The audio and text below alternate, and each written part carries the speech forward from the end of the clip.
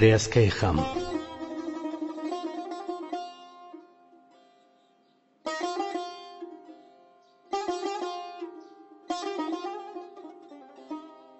شەوقی مەهی ڕوخساری لە ناکاوێ بڕالێم، ناڵا دڵ و درکاندی تەماشا بە تەماچێم. لەو دەردەشکا ئەژن و بەجارێ دڵ و گشت پەل، ئێستا کە وەکو پەیکەری بێڕوحی لەسەر پێم.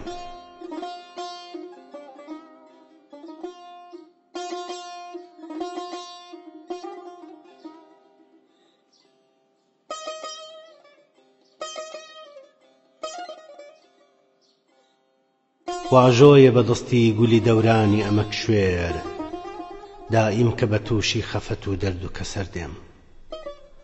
بڕوانە بەشم لەم هەموو دنیایە کەچی بوو، هەر بەردە بەسەر دیش و گەرم دێتەوە بەر پێم.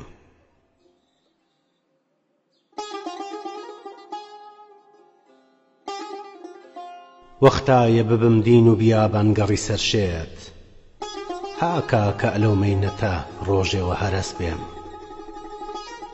هەڵبەگرم بە دارێکی پرێسکەی خەم و ئازار، یاسایە دەڵێ چاکە لە دوژمنکەوە دەست بێم.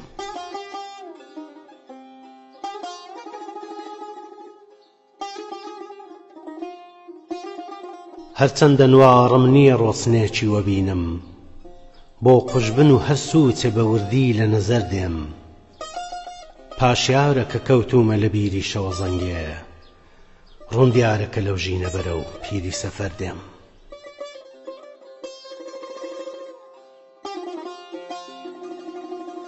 نەماوە بڕستەیە کە بکەم لۆمەی گەردوون، ئازارە ئەلەو باسە بەدائیم و خەبەر بێم.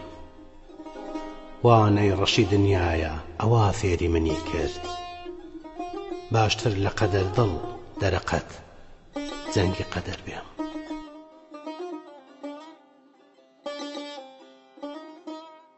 کارۆ ئاسنگەر.